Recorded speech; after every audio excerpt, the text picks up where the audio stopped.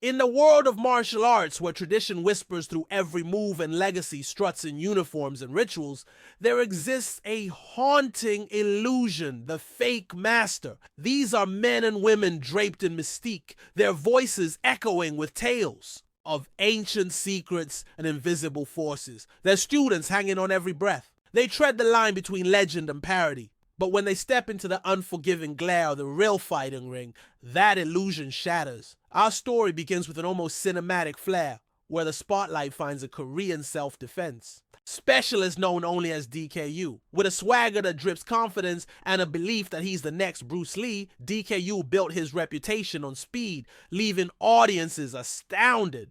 His performances were a blur, a dance of shadows and quick strikes that seemed to defy the laws of space. For a while, that was enough to make him viral.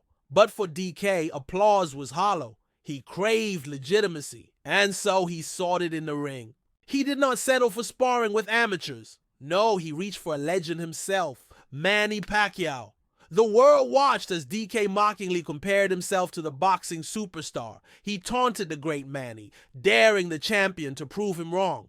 That's when fantasy met reality. Once the bell rang, DK's world collapsed. Pacquiao was not a metaphor. He was the storm. Each jab, each hook tore through DK's bravado. He tried to dance to prolong the show, but Manny didn't play along. He punished, he challenged with fists that spoke in the language of consequences. He educated DK in the brutal dictionary of real combat. In an instant, the self-proclaimed master was humbled, his myth fading with every punch until he fell, crushed beneath the weight of unrelenting truth. But the story didn't end there. It was only beginning. Next, Wong Yanlong, another charlatan, wrapped in martial mystique, stepped into the ring. He chose not just any opponent, but Muay Thai powerhouse Buakaw Banchamek. Wong swaggered in with theatrics, his moves more performance art than fighting technique, hoping to mesmerize an audience. The bell rang and he danced, like a puppet on a stage where his strings were visible. At first, Buakaw watched, amused by Wong's choreography. Then Wong tried dirty, groin kicks, desperate tactics that revealed his desperation. The smile slipped from Buakaw's face. He turned predator and teacher at once. With clinical strikes, he dismantled the illusion. Wong had crafted crushing showmanship beneath the weight of pure Muay Thai ferocity. Once again, the ring delivered its verdict. Fake masters crumble under real power. Wong's downfall wasn't violent. It was righteous. Across the ocean in China, a movement took shape. Shu Xiao Dong, an outspoken, tireless MMA fighter and truth seeker, made it his mission to expose fake martial artistry. Fueled by frustration and conviction, he challenged masters who claimed godly powers. His first moment of infamy came in 2017 when he faced Wei Lei, a self-proclaimed Tai Chi savant who boasted of using invisible energy to crack watermelons without bruising them. The fight, held in a dank basement in Chengdu, lasted barely 20 seconds. Shu's fists were not fairy tales. They were facts. He flattened the facade instantly, and viral backlash followed. Shu and his family endured threats, bans, and monumental social pressure. Still, he persisted. With steely resolve, Shu kept climbing into the ring. He faced a Shaolin impersonator, a monk in pose, not spirit, and attacked with savage force, demolishing every pretense of holiness.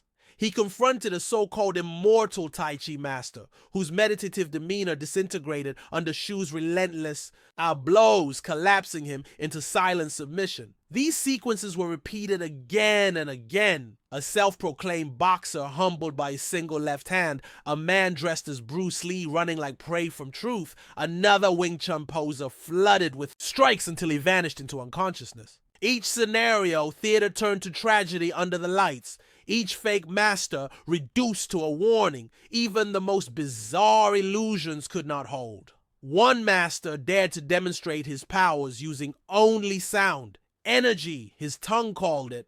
In front of a crowd, he bellowed and postured and believed. Until a real fighter didn't just hear the sound. He answered it with solid impact. Blow after blow reduced the no-touch fantasy to dust. The final image was not mystical. It was brutally simple. A man beaten by reality, naked in his lies. These stories, scattered across continents, pattern the same truth. Real martial arts isn't mystical. It's merciless. It is forged in sweat, discipline, and constant resistance. It's not credited by certificates or whispered legends. It's validated in pressure cookers of pain, under scrupulous contact. Fake masters wrap themselves in tradition, but tradition is meaningless without efficacy. That's why these havens of vanity crumble in the ring. In China, Shu Xiao Dong has become both hero and pariah. His manifesto? Tradition without function is fraud. When he exposed Tai Chi masters publicly, the reverberations reached the highest halls of power. Government agencies banned the term master, cracked down on unauthorized fights, and Zhu became a battlefront in the culture war. His body took injuries from broken bones to fractured skull.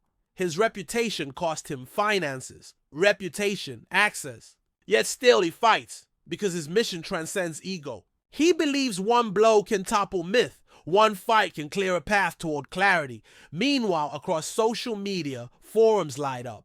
Viewers watch these elaborate illusions collapse in accelerated slow motion. On Reddit, voices echo.